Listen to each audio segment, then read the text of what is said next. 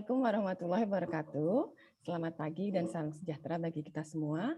Yang terhormat Ibu Inayati, Ibu Ning Rahayu, Mas Yati, panel yang lain, dan juga rekan-rekan mahasiswa dan peserta yang lainnya yang saya sayangi. Saya Melani Dewi Astuti, saya dari BKF. Mungkin beberapa udah familiar ya, beberapa mungkin sudah pernah mengikuti webinar saya. Nah, di sini saya akan melanjutin. Kalau tadi Mbak Suska menyampaikan mengenai pilar 1, saya akan menyampaikan mengenai pilar 2. Nah, apa aja sih yang nantinya akan saya sampaikan? Yang pertama, latar belakang kenapa sih ada pilar 2. Kemudian yang kedua, penjelasan singkat tentang pilar 2. Yang ketiga, dampak pilar 2 terhadap wajib pajak dan juga otoritas pajak. Dan yang terakhir, implementasi pilar 2 di Indonesia. Baik, kita langsung aja ya. Kalau tadi Mbak Suska kan udah menjelaskan ya, kalau pilar 1 itu merealokasikan hak pemajakan kepada negara sumber atas porsi laba perusahaan multinasional tercakup pilar 1. Nah, kalau pilar 2, dia mengatasi permasalahan BEPS lainnya. Apa maksudnya? Kalau tadi digital ekonomi kan udah diatasi dengan pilar 1 ya, walaupun pilar 1 ini cakupannya luas, tidak terbatas pada digital ekonomi saja, tapi semua MNI, kecuali extractive industry dan regulated financial service, semuanya tercakup dalam pilar 1, sepanjang memenuhi threshold tadi ya, omset minimal 20 billion euro dan laba di atas 10%. Nah, tapi kan di situ besar sekali ya batasannya, sehingga hanya sedikit MNI yang tercakup. Tadi dijelasin sekitar 110 ya. Maka dari itu masih ada potensi terjadi BEPS. Karena tadi pilar 1 hanya mengedres perusahaan yang besar-besar saja, walaupun kalau kita bedah lagi 110 itu mayoritas perusahaan digital loh, digital businesses. Tapi tetap saja tetap membuka peluang adanya isu BEPS karena banyak MNI yang skalanya lebih kecil yang masih mungkin melakukan karena dia tidak akan terkena pilar 1. Selain itu, walaupun dia sudah tercakup pilar 1, tetap dimungkinkan dia menghindari pajak. Tetap aja pajak yang dibayarin secara efektif kecil atau bahkan tidak bayar pajak sama sekali ya. Nah, ini di sini saya memberikan semacam background. Nah, pilar 2 ini kan memang tujuannya yang pertama untuk mengedres isu BEPS lainnya yang terjadi akibat adanya profit shifting tadi. Yang kedua, untuk mengeliminasi atau mengurangi terjadinya praktek kompetisi tarif pajak penghasilan badan yang mengarah kepada race to the bottom. Nah, yang pertama, background yang pertama terkait yang tadi, profit shifting ya. Kalau kita lihat, MNC ini operasinya dari tahun ke tahun, dari abad ke abad berubah ya. Kalau dulu multinational enterprises, yaitu perusahaan yang beroperasi di banyak negara, biasa membuat skemanya secara terdesentralisasi. Jadi misal, dia punya aktivitas usaha di US, di China, dan di UK. Maka di masing-masing negara, supply chain-nya ada di situ. Dari proses manufaktur, dari proses distribusi, R&D, dan lain-lain. Ada semua di satu negara. Sehingga koneksi antar negaranya masih sedikit. Karena dia akan membentuk banyak entitas di satu negara untuk melakukan satu company supply chain management tadi. Semuanya ada di satu negara. Di US sudah lengkap, di China lengkap, di UK juga lengkap. Nah, ini namanya desentralisasi. Nah, perkembangannya makin ke sini dengan adanya perkembangan teknologi informasi, kemudian teknologi transportasi dan komunikasi, makin mudah perusahaan multinasional untuk beroperasi lintas negara, sehingga mereka dapat menstruktur transaksinya dengan lebih mudah. Maka yang terjadi tidak lagi desentralisasi, tapi lebih ke arah sentralisasi. Misalnya, kalau kita lihat di gambar ini ya, prinsipalnya ada di US nih. Istilahnya otaknya ada di US nih ya. Atau gampangannya kita lihat misalnya ini Apple. Dia punya R&D di Silicon Valley. Jadi teknologinya di sana. Kalau dulu desentralisasi, maka di US dia juga akan mendirikan distributor, dia akan mendirikan manufaktur, service center di satu negara. Tapi dengan adanya perkembangan di dunia teknologi tadi, bentuknya sudah ke arah sentralisasi. Nah, kita lihat headquarter-nya dibentuk di Hong Kong. Kenapa di Hong Kong? Ya karena Hong Kong terkenal dengan territorial country. Jadi penghasilan yang bersumber dari luar Hong Kong tidak dipajaki di Hong Kong. Kemudian R&D-nya di India. Kira-kira kenapa? Karena India memberikan R&D insentif, sehingga kalau suatu perusahaan, entitas punya R&D, activity di sana, maka akan diberikan fasilitas yang mungkin tidak dikenai pajak atau dikenai pajak hanya sedikit. Jadi R&D expense-nya misalnya boleh dibiayakan double deduction kayak di Indonesia punya ya, R&D insentif yang bisa dibiayakan sampai dengan 300%. Nah, itu juga yang terjadi di India. Mereka memberikan insentif untuk R&D. Kemudian, service center-nya di mana kira-kira? Itu di Singapura. Kenapa di sana? Karena tadi sama dengan India. Singapura ini menawarkan banyak sekali fasilitas pajak. Salah satunya untuk service center. Tapi tidak terbatas pada itu saja. Contohnya kalau suatu entitas punya distribution center atau financing center, itu juga dapat fasilitas di sana.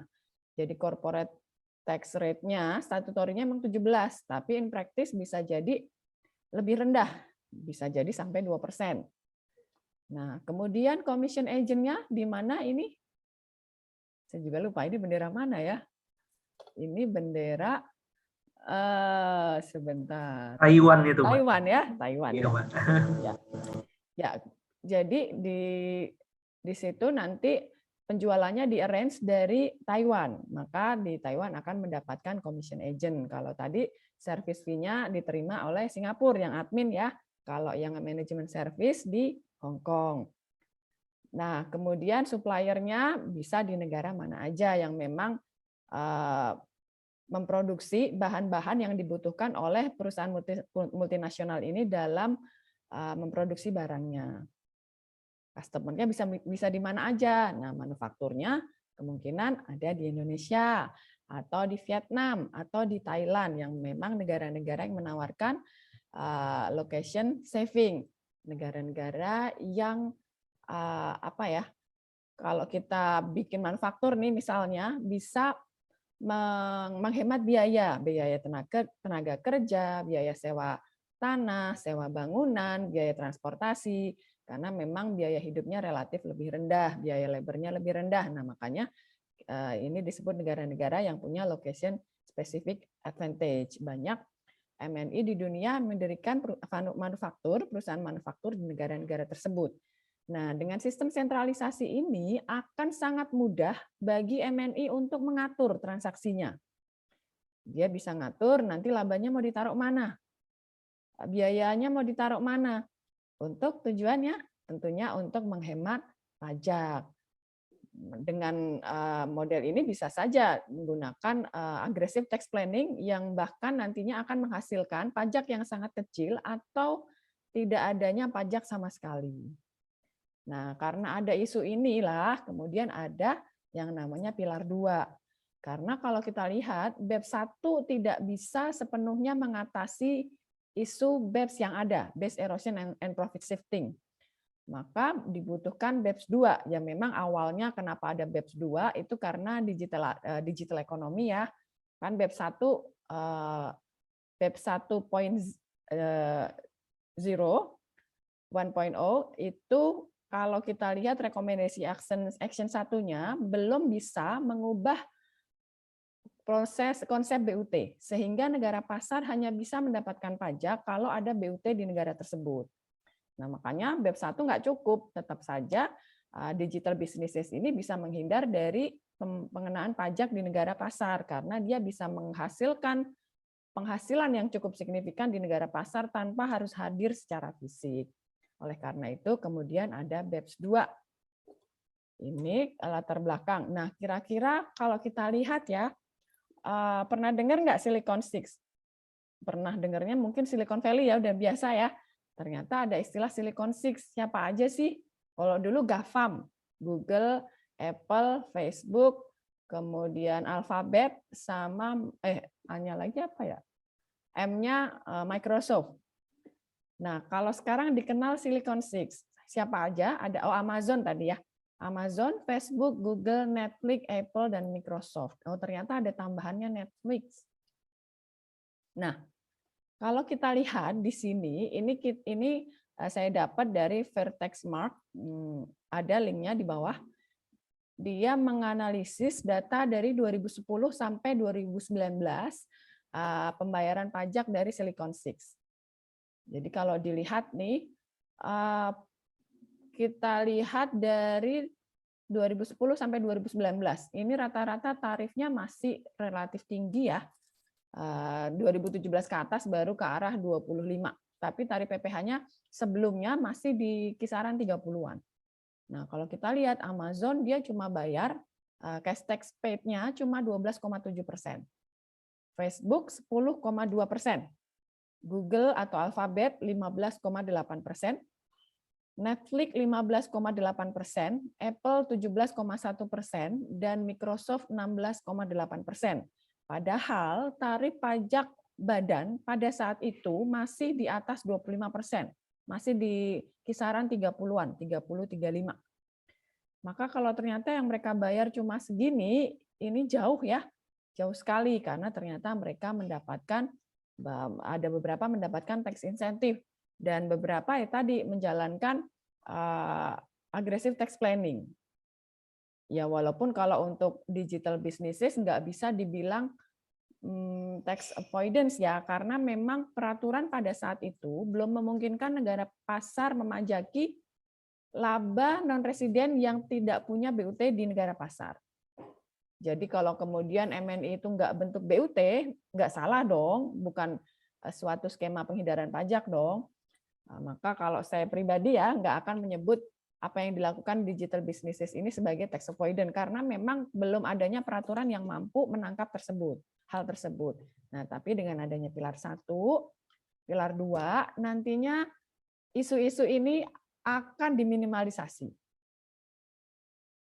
Jadi kalau nanti ada pilar 1, tadi udah dijelasin sama Bu Suska, nggak peduli ada BUT atau enggak, ada kehadiran fisik atau enggak di negara pasar, kalau MNI tercakup pilar 1 tadi punya penjualan minimal 1 juta euro atau 16 miliar di Indonesia, maka DJP bisa ngenain pajak.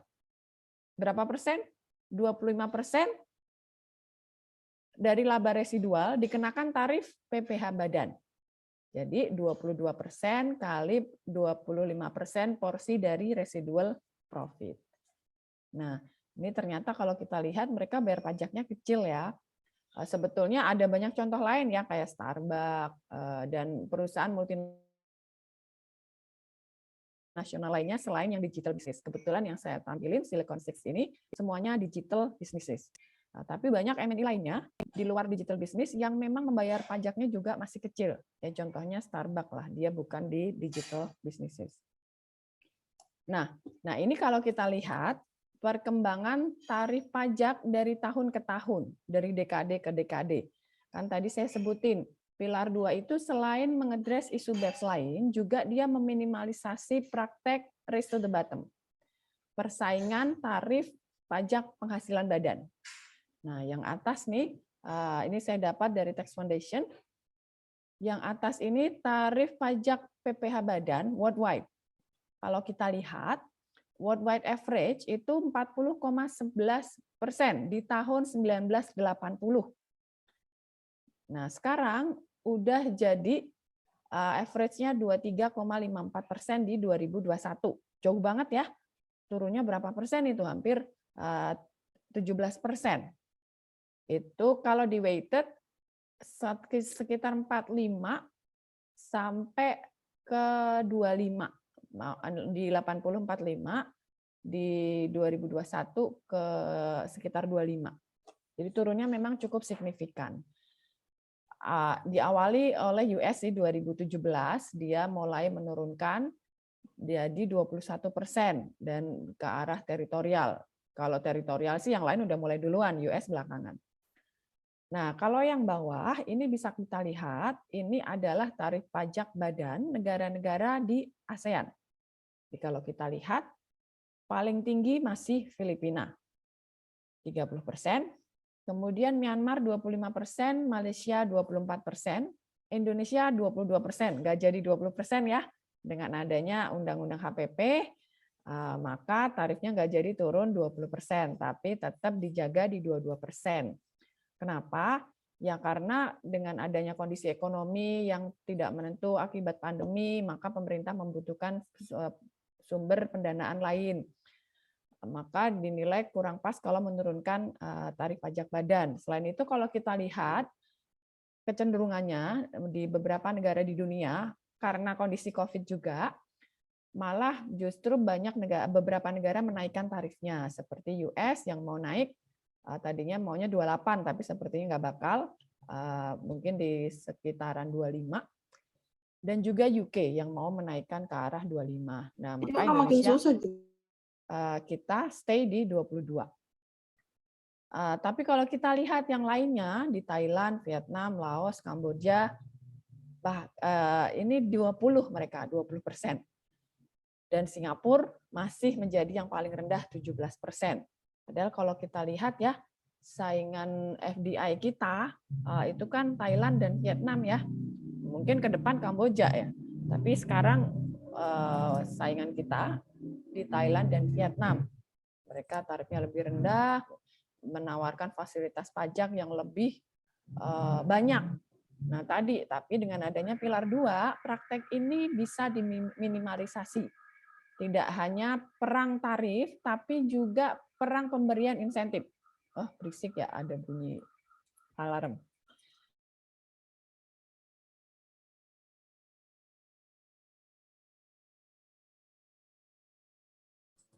Mbak Melani masih di mute, bisa di unmute dulu Mbak.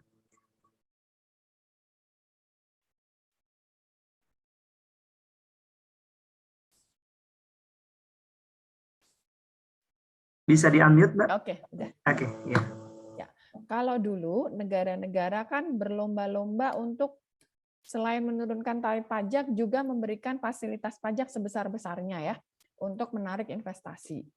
Nah, sekarang dengan adanya pilar 2, praktek ini sepertinya akan sangat terminimalisasi.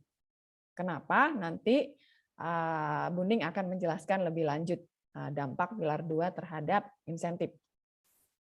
Jadi background-nya tadi udah 2 ya. Yang pertama, mengedres isu BEPS lainnya, selain digitalisasi ekonomi, selain ekonomi digital. Kalau tadi pilar 1 threshold-nya 20 miliar euro, pilar 2 lebih kecil. Kenapa? Ya tadi supaya MNI yang lebih kecil skalanya bisa tercakup, bisa mencegah terjadinya praktek BEPS yang dilakukan oleh MNI yang skalanya lebih kecil.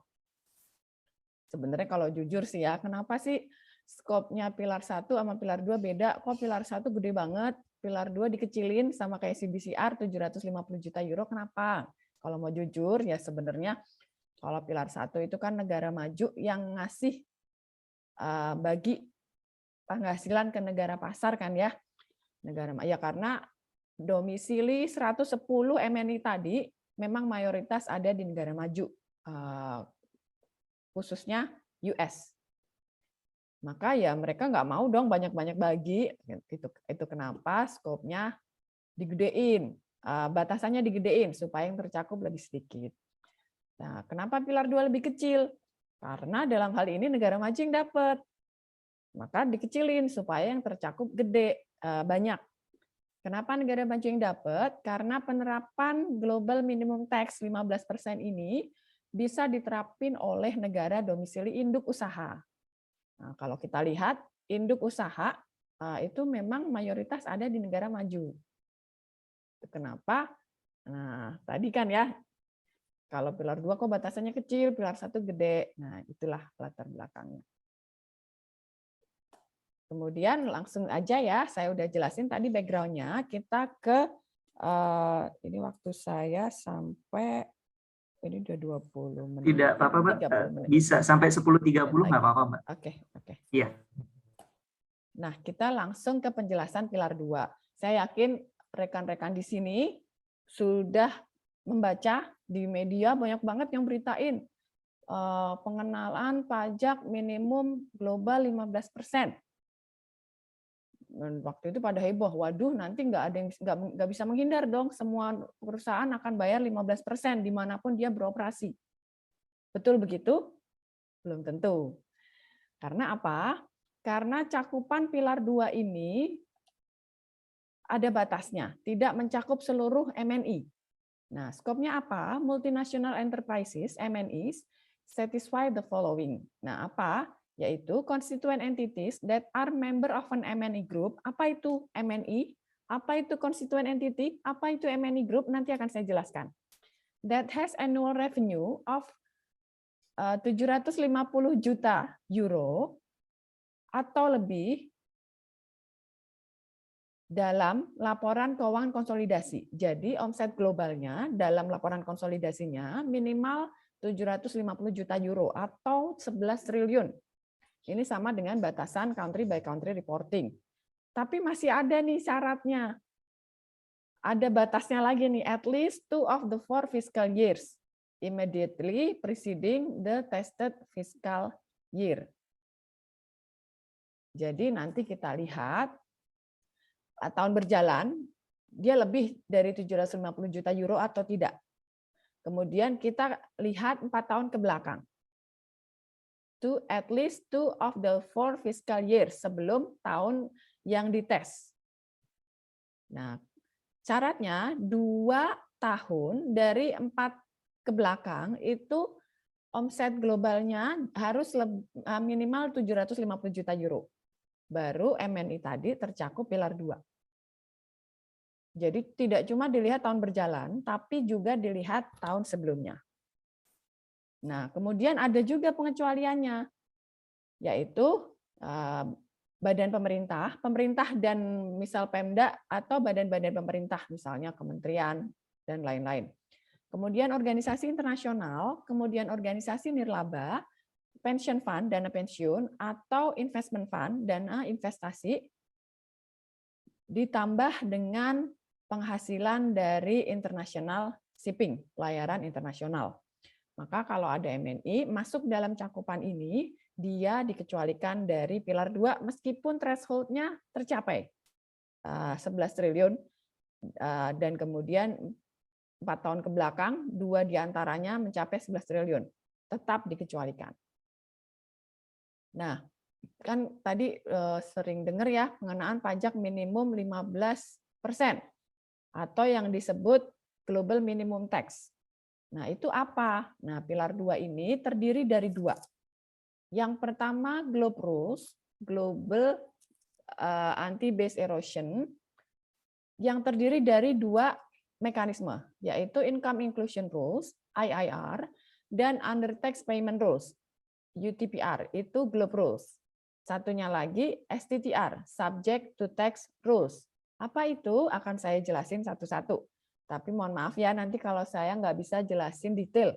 Karena kalau kita lihat model rules-nya, kemudian komentarnya, itu puluhan halaman ya, nggak akan nyampe hanya dengan 50 menit. Maka saya akan menjelaskan in general, tapi kalau ada pertanyaan, silakan. Pertama STTR. Kenapa saya mulai dari STTR? Karena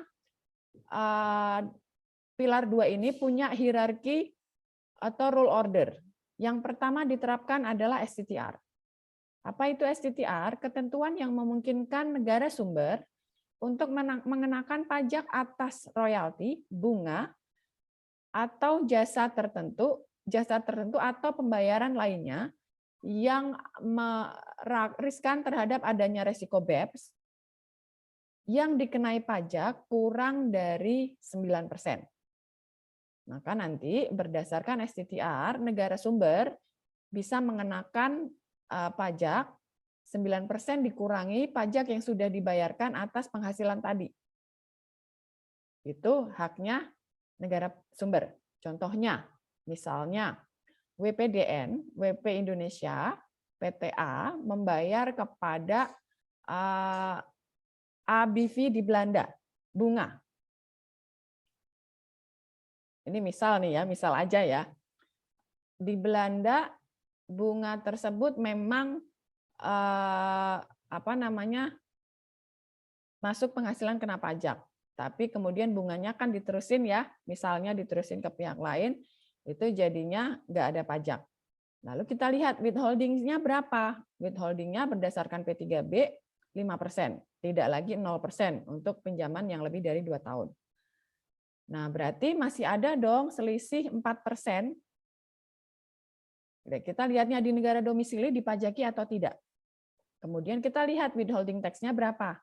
Kemudian kita kurangkan 9%, dikurangi pajak di negara domisili, dikurangi withholding tax. Maka kalau tadi, kasus yang tadi, Indonesia bisa mengenakan tambahan 4% berdasarkan STTR. Selain yang 5% tadi ya, 5% karena udah dikenain berdasarkan pasal 11 P3B, Indonesia Belanda. Ketentuan STTR ini merupakan treaty based rules. Jadi dia bisa berlaku efektif kalau dimasukkan ke dalam P3B. Makanya nanti akan ada instrumen multilateral untuk menerapkan STTR yang rencananya akan ditandatangani di bulan Oktober semester kedua tahun 2022. Nah, itu yang pertama. Yang kedua, ya hierarki yang kedua adalah IIR. Apa itu IIR? Rekan-rekan sudah familiar dengan CFC Rules? Ini implementasinya mirip dengan CFC Rules. Apa itu CFC Rules? CFC Rules itu misalnya WPDN memiliki pengendalian atas badan usaha di luar negeri, baik sendiri maupun bersama-sama minimal 50%. Maka kalau itu terpenuhi, apabila badan usaha di luar negeri tadi punya laba setelah pajak, meskipun dia nggak bagi dividen, maka WPDN sebagai pihak yang punya kontrol akan didim menerima dividen dan dipajaki di Indonesia. Nah, itu konsep CFC Rules. Jadi bukan kita memajaki WPLN, tidak, kita memajaki WPDN. Kita memajaki our own resident, WPDN kita sendiri. Jadi nggak salah dong, nggak bertentangan dengan treaty dong. Nah, itu juga yang nantinya IIR akan beroperasi. IIR akan beroperasi mengenakan pajak atas residennya sendiri. Nah, maka dijelasin di sini, IIR adalah ketentuan yang mengharuskan induk dari suatu grup MNI atau bagian dari grup MNI untuk membayar pajak tambahan top up atas anak usahanya yang dikenakan pajak efektif kurang dari 15%. Jadi dengan IIR, siapa yang berhak mengenakan pajak? Yang berhak mengenakan pajak adalah negara di mana induk berada. Lalu siapa yang dikenakan pajak? Apakah anak usaha yang tarif efektifnya kurang dari 15%? Bukan. Yang dikenakan pajak tetap induk usaha tersebut. Maka tadi negara di mana induk berada mengenakan pajak atas residennya sendiri. Tapi kalau CFC dasarnya adalah kepemilikan minimal 50% ya, maka laba setelah pajaknya ditarik sebagai dividen. Kalau IIR, dasar pengenaannya adalah kalau anak usahanya di negara lain dikenakan tarif pajak efektif kurang dari 15. Maka selisih antara 15% dikurangi pajak yang dibayar di negara dia beroperasi, dia berdomisili, dapat dikenakan oleh negara induk. Maka negara induk akan mengenakan pajak selisihnya tadi atau yang namanya top up. Itu IIR. Nah, namun di sini juga ada substance based exclusion berupa 5% dari carrying value of tangible asset dan payroll dengan masa transisi 10 tahun. Itu IIR. Nanti jangan khawatir, akan saya jelasin lebih detail dan contoh-contohnya. Kemudian yang terakhir UTPR. Kenapa dia terakhir? Karena dia kan satu paket Globe Rules ya. Jadi tarifnya 15%. Kalau STTR tadi tarifnya 9%. Nah, yang Globe Rules ini nggak boleh diberlakukan dua-duanya. Maka kalau IIR sudah diterapkan oleh negara induk, UTPR-nya nggak boleh lagi diterapin. Nanti double tax dong. Kan dengan IIR 15%-nya udah dikenain top up tax-nya. Maka UTPR-nya nggak berlaku lagi. Tapi kalau negara induk tidak bisa menerapkan IIR, maka UTPR akan diterapkan oleh negara domisili anak usaha atau subsidiary. Dengan UTPR, maka ketentuan yang berlaku dalam hal ketentuan IIR tidak dapat diterapkan. Tadi sudah saya jelaskan ya. Kenapa sih nggak dapat diterapin di negara induk? Yang pertama, Globe Rules ini adalah domestic based rules. Dia tidak diterapkan melalui instrumen multilateral atau konvensi multilateral. Seperti pilar 1 tadi ya, harus melalui MLC, Multilateral Convention. STTR harus melalui MLI, Multilateral Instrument. Nah, mungkin rekan-rekan udah pernah dengar apa hubungannya MLI yang sebelumnya? Nggak ada hubungannya, beda. Nanti ini ada MLI baru yang ditandatangani di bulan Oktober. Nah, IIR dan UTPR ini diimplementasikan melalui ketentuan domestik saja, bukan melalui instrumen multilateral atau konvensi multilateral. Maka hanya bisa diterapkan kalau suatu negara mengatur dalam ketentuan domestiknya. Kalau dia enggak mengatur, maka dia tidak bisa menerapkan. Ya, tadi itu kenapa bisa terjadi negara domisili induk nggak bisa nerapin IIR. Kenapa? Pertama karena dia tidak mengatur IIR dalam ketentuan domestik, IIR dan UTPR. Yang kedua, karena dia mengenakan tarif pajak kurang dari 15%. Maka kalau suatu negara, misalnya Irlandia nih, Irlandia tuh tarif pajaknya 12,5 loh, tapi kok dia berani ya ngikut join 137 dari 141. Ya mau nggak mau resiko ya, karena hampir semua negara Eropa ngikut. Kan yang belum tinggal Nigeria, Pakistan, Sri Lanka. Kenya pun yang tadinya 4 terakhir, akhirnya ikut juga.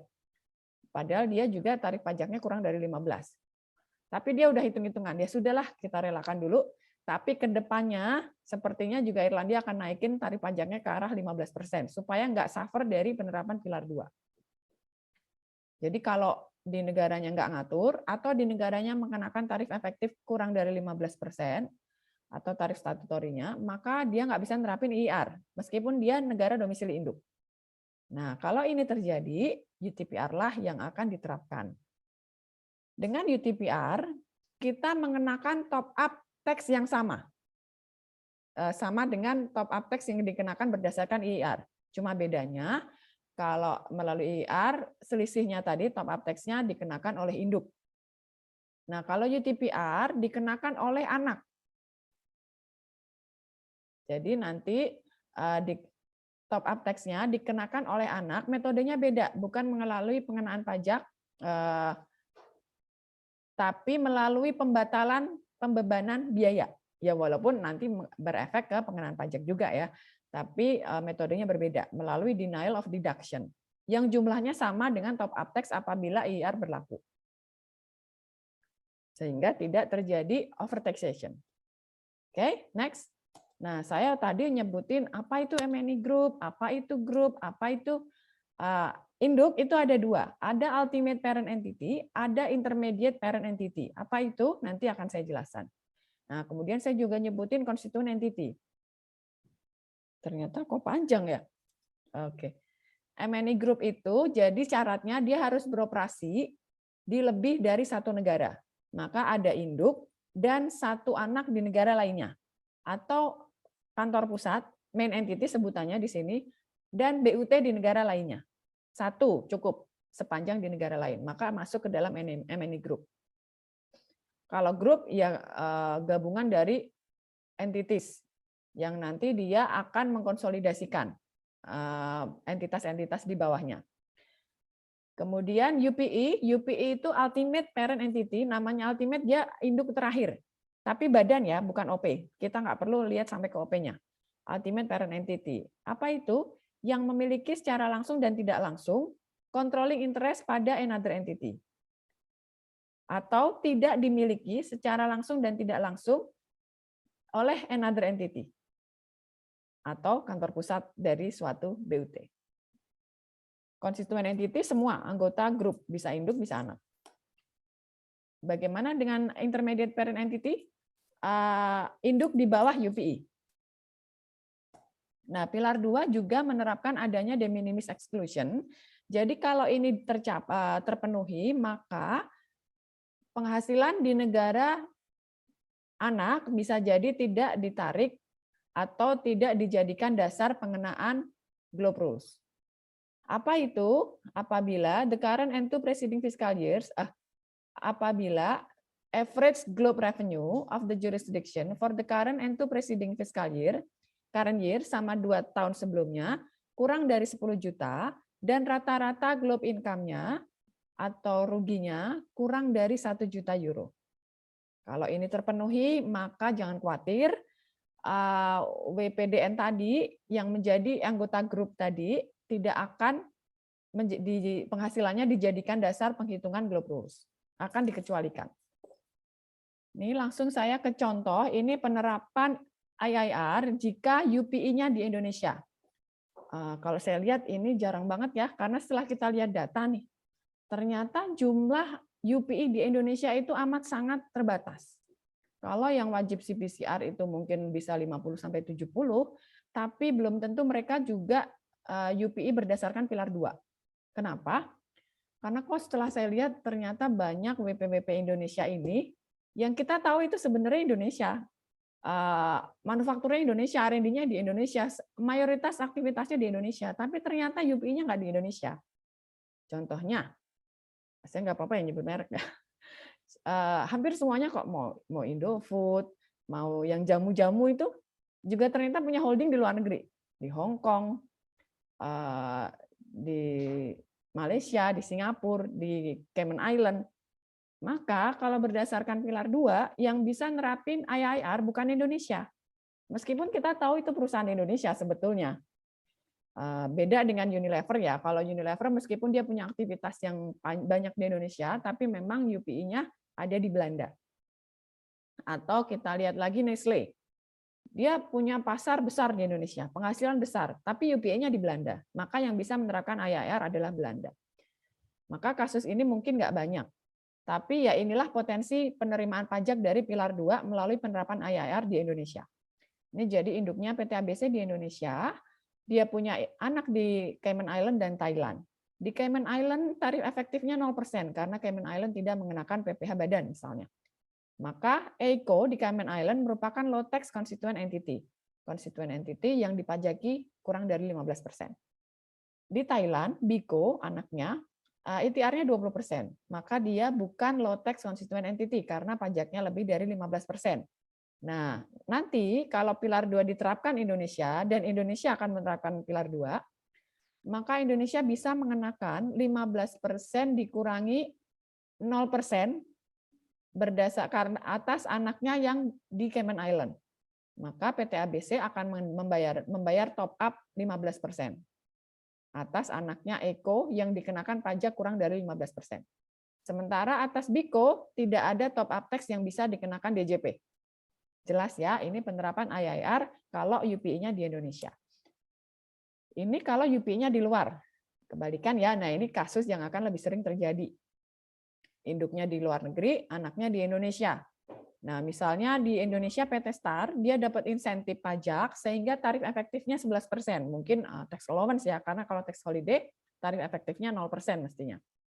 Maka di sini US akan mengenakan pajak atas Starco karena anaknya di Indonesia dikenai pajak di bawah 15%. Berapa persen? 4%. 15 dikurangi 11. Ya walaupun bukan WP kita yang dipajaki, tapi kalau kita melihat grup investor secara agregat, dia akan melihatnya ini cost of investment. Satu grup kan melihatnya. Walaupun tidak bayar pajak di Indonesia, tapi dia akan tetap bayar pajak di negara lain 15%. Nah, ini kalau UPI-nya tidak di Indonesia. Nah, ini penerapan IIR oleh intermediate parent entity, bukan UPI. Jadi IIR itu pendekatannya top down. Kalau induk atasnya tidak menerapkan, UPI-nya tidak menerapkan, maka yang menerapkan bawahnya. Kalau induk bawahnya tidak diterapkan, maka bawahnya lagi. Kalau semua induknya nggak ada yang menerapkan, maka baru UTPR berlaku. Nah, maka dalam hal ini, misalnya EBICO di Hong Kong, dia nggak menerapkan IIR karena misalnya dia nggak mengatur di domestiknya. Kemudian intermediate parent entity-nya, induk di tengahnya, nggak harus di tengah sih, pokoknya di bawah UPI-nya ada di Indonesia, PTA, kita pasti bisa menerapkan IIR dalam hal ini karena tarif kita di atas 15% dan nantinya kita akan atur di domestik, Globe Rules dan SCTR. Maka Indonesia bisa mengenakan top up tax kepada PTA atas anaknya BICO yang dikenakan pajak di Singapura 3%. Berapa yang dikenakan Indonesia? 15 dikurangi 3%, 12%. Ini Indonesia berperan sebagai intermediate parent entity. Nah, kalau ini contoh yang intermediate parent entity-nya bukan di Indonesia. Oke, next. Nah, dari tadi saya nyebutin effective tax rate. Effective tax rate itu apa sih? Tarif pajak efektif, ngitungnya gimana? Adjusted cover tax dibagi dengan adjusted income. Jadi, semua pajak tercakup. Apa itu pajak tercakup? Pajak penghasilan atau pajak pengganti pajak penghasilan, termasuk withholding tax, termasuk pajak final, termasuk pajak yang pakai norma. Nah, itu semuanya masuk, tapi tidak termasuk PPN. Tidak termasuk PTE, karena PTE adalah pajak atas turnover. Sepanjang dia pajak atas net income, maka dia akan masuk cakupan cover tax. Sementara penghasilan di sini akan disesuaikan dengan adanya misalnya excluded dividend atau adanya biaya-biaya ilegal dan lain-lain. Ada di model rules-nya. Nah, IIR pilar 2 diterapkan jurisdictional blending, bukan global blending. Maka dalam menghitung effective tax rate, kita bukan melihatnya effective tax rate secara grup, tidak. Walaupun itu lebih gampang ya, tinggal lihat laporan konsolidasi, cover tax-nya berapa di laporan tersebut, covered income-nya berapa. Tidak, kita pakainya bukan global blending. Karena apa?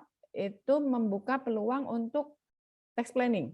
Kan nanti bisa di net off. Negara yang ngenain pajaknya di bawah 15, di net off sama negara yang ngenain pajaknya di atas 15. Maka dilihatnya per jurisdiksi. Jadi kalau ada di satu jurisdiksi, suatu MNI punya banyak entitas, maka digabung semua. Misalnya nih, di Indonesia ada 4 anak usaha. Akan digabung laba keempat-empatnya dan juga pajak keempat-empatnya, lalu dihitung ITR-nya. Pajak dibagi penghasilan. Yang kotak atas ITR-nya 18, maka tidak ada top up tax di Indonesia, atas anak usaha yang di Indonesia. Kotak yang bawah, karena tarif efektifnya 13,7, maka akan ada top up tax 1,3. Ini ya, jurisdictional blending. Nah, tadi saya udah nyebut substance-based exclusion. Apa sih? Ini porsi yang dikeluarkan dari globe income. Kan ini tadi laba di sini adalah globe income. Nah, nanti akan dikeluarkan 5% dari jumlah aset dan gaji. Dikeluarkan dari penghasilan globe. Maka nggak bisa ditarik ke sana. Bentar lagi ya. Oke. Kalau untuk 10 tahun pertama dari 2024, karena dia akan berlaku 2023, itu jumlahnya belum 5%, tapi masih tinggi dari 10%. Kalau untuk payroll, kalau untuk tangible asset 8%. Akan turun terus 0,2%. Silakan dilihat sendiri di daftarnya. Kemudian turun 0,4% setelah 2028. Mohon maaf, Mbak Melani. Ya. Karena materinya masih banyak, nggak apa-apa ditambah 15 menit lagi sampai 10.45, Mbak. Karena isinya justru substansinya di sini banyak. Oke. Ya, silakan, Mbak. Ya. Oke. Nah, ini substance-based exclusion nanti saya perlihatkan bagaimana sih aplikasinya. Ini pertama untuk yang masa transisi. Jadi yang jumlahnya 10% untuk payroll dan tangible asset 8%, turun terus 0,2 poin sampai 2028, kemudian turun 0,4 poin sampai 2032. 2033 mulai 5%, terus seterusnya. Nah, ini misalnya di Indonesia ada 4 anak, dia laba totalnya 3.500, ini namanya net globe income. Pajaknya 390, maka ITR-nya 11,1. 390 dibagi dengan 3.500. Nah, maka top up tax percentage-nya 15 dikurangi 11,1, 3,9. Substance based exclusion-nya, ingat ini masa transisi, maka kalau kita lihat, dia punya, mohon maaf, ini harusnya bukan biaya depresiasi, proposal awal memang depresiasi, tapi yang akhir adalah carrying value of tangible asset, berarti benar-benar carrying value-nya dari tangible asset. Misalnya totalnya 500 untuk tangible asset dan payroll 200, maka 10% dikali 200 kali payroll ditambah 8% kali 500, totalnya 60 juta. Maka pengenaan top up tax adalah atau excess profit-nya net globe income dikurangi substance based exclusion. 3.500 dikurangi 60. Maka 3,9% dikali 3.440. Di 134,16. Nah, jadi kelihatan kan ya, nilai dari substance based exclusion ini dikurangkan dari net globe income. Kenapa sih harus ada ini? Ya ini buat ngasih semacam ini dong, safeguard buat negara berkembang dong, kan kita menarik investasi banyak. Masa iya semua penghasilannya ditarik menjadi penghasilan globe dan kena top up tax? Makanya itu ada substance based exclusion berdasarkan payroll dan tangible asset. Karena apa? Keduanya melambangkan adanya substansi ekonomi. Bukan sekedar paper box company. Maka substance base-nya berdasarkan dua itu. Tapi sebetulnya masih kekecilan ya. Usulan kita sebenarnya 30% waktu itu. Ini contoh kalau 5% yang setelah 2033. Sama ya, saya nggak akan jelasin lagi. Nah, kemudian tadi IIR, sekarang UTPR. Tadi saya udah jelasin, UTPR itu pengenaannya melalui denial of the deduction. Tapi di sini ada formulanya. 50% kali jumlah pegawai di jurisdiksi tersebut dibagi jumlah pegawai di semua UTPR jurisdiction grupnya. Tambah 50% kali total value of tangible asset di jurisdiksi tersebut dibagi total value of tangible asset di semua negara UTPR. Ini ada contohnya di model rules-nya, nanti boleh dilihat sendiri. Nah, tadi ini saya udah jelasin, misalnya nih grup MNI, EICO, country A tidak menerapkan IIR, entah karena dia nggak ngatur di domestiknya, atau kalau di sini sih karena tarifnya di bawah 15% ya, maka dia nggak bisa nerapin IIR. Contohnya dia di negara-negara tax haven, Bermuda, Cayman Island, BVI, dan lain-lain. Nah, anaknya di country B, dia juga nggak bisa nerapin IIR karena tarifnya di bawah 15. Ini contohnya Irlandia. Maka karena induknya cuma 2, yang di bawah adalah anak, kenapa? Karena nggak ada lagi kan di bawahnya. Maka IIR tidak bisa berlaku. Yang akan berlaku UTPR. Nah, kalau PTJ dan PTD ini di Indonesia, maka nanti Indonesia bisa membatalkan pembebanan biaya oleh PTJ dan PTD setara dengan pengenaan top up tax berdasarkan IIR. Ya, ini kompleks memang contohnya, makanya saya belum menambahkan ya. Nah, yang terakhir STTR. STTR tadi saya jelasin berlaku untuk penghasilan bunga, royalti, jasa tertentu, atau penghasilan lainnya yang riskan terhadap risiko BEPS. Tapi hanya berlaku untuk pembayaran kepada connected person. Apa itu connected person? Gampangannya yang punya kontrol minimal 50%. Langsung dan tidak langsung. Kalau rekan-rekan ingat, MLI ada bunyi closely related person. Nah, itu diambil dari situ, mirip-mirip. Pasal 15 MLI. Kemudian ada yang di-exclude, tadi sama dengan exclusion pilar 2, government entity dan lain-lain.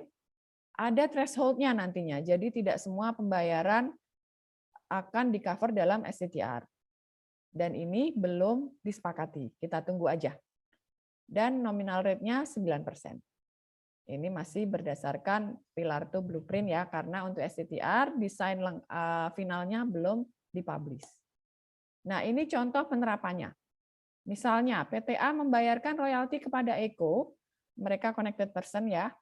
Eko memiliki PTA lebih dari 50%, royalti 20 juta euro, 20 juta dolar atas know-how yang diberikan Eko kepada PTA. Misalnya di negara A dikenakan pajak royalti yang diterima tadi dikenakan pajak hanya 2%. Kemudian berdasarkan P3B Indonesia A, withholding-nya misalnya 5%. Maka kita hitung pertama, kita identifikasi pajak yang dikenakan di negara domisili berapa? 2%. Maka karena dia kurang dari 9%, STTR akan berlaku. Sekarang kita hitung specified rate, yaitu STTR minimum rate dikurangi applicable tax rate, yaitu pajak yang dikenakan di negara domisili. 9% kurangi 2%, 7%. Lalu kita lihat lagi, top up tax-nya berapa? 7% dikurangi withholding tax yang dikenakan di Indonesia. Maka hanya 2% tambahan pajak berdasarkan STTR yang bisa dikenakan di Indonesia. 2% kali 20 juta dolar, 400.000. Nah, ini STTR. Nah, ini udah mau selesai kok. Impact-nya apa sih buat wajib pajak? Pertama, untuk yang outbound investment. Outbound itu WP kita investasi di luar negeri. Maka karena ini WP kita yang UPI-nya di Indonesia, kita boleh menerapkan IIR. WP tersebut akan dikenakan top up tax sebesar 15% dikurangi dengan tarif efektif yang dikenakan oleh anak usahanya di negara dia beroperasi. Di negara domisili anak usaha. Di sini penerapan IIR oleh induk usaha di negara di Indonesia yang mempunyai anak usaha atau BUT di luar negeri yang tarif efektifnya kurang dari 15%. Kemudian penerapan IIR oleh badan di Indonesia yang bertindak sebagai IPE. Ingat kan, Intermediate Parent Entity. Kalau yang atas sebagai UPI, kalau yang bawah sebagai IPE. Atas anak usahanya yang dikenakan pajak kurang dari 15%. Kemudian yang inbound. Kalau inbound itu investasi masuk dari WPLN melakukan investasi di Indonesia, baik melalui BUT atau melalui anak usaha. Maka di sini penerapan UTPR oleh anak usaha di Indonesia dari MN Group tercakup pilar 2 jika tidak ada induk yang dapat menerapkan IIR. Nah, kalau tadi saya udah jelasin ya, kalau induknya nggak ada yang nerapin IIR, maka Indonesia bisa nerapin UTPR. Kemudian penerapan STTR kepada WPDN yang merupakan bagian dari MNI Group Pilar 2 yang tadi dikenakan pajak atas penghasilan bunga, royalti, dan jasa tertentu kurang dari 9%. Yang ketiga, kalau ada insentif pajak yang menghasilkan tarif efektif kurang dari 15%, maka kita seolah-olah mensubsidi pajak ke negara lain. Karena tadi negara lain bisa mengenakan top up tax sampai dengan 15%. Ya walaupun kita nggak kehilangan sih karena kita niat ngasih insentif gitu. Tapi kan manfaatnya kita nggak dapat karena investor tetap dipajaki 15%. Padahal niatnya kita pengennya manfaat pajak itu dinikmati oleh investor sepenuhnya. Oke, next ini dari sisi DJP, otoritas pajak. Kalau yang outbound, WPDN sebagai UPI tadi yang punya anak usaha di luar akan dikenakan top up tax. Maka ini potensi penerimaan pajak ya dari penerapan IIR oleh UPI dan IPI. Kemudian yang inbound, potensi penerapan induk MNI yang terakhir ini yang kita berpotensi dikenakan top up tax. Kemudian anak usaha di Indonesia. Nah, ini juga tambahan pajak dari penerapan UTPR di Indonesia.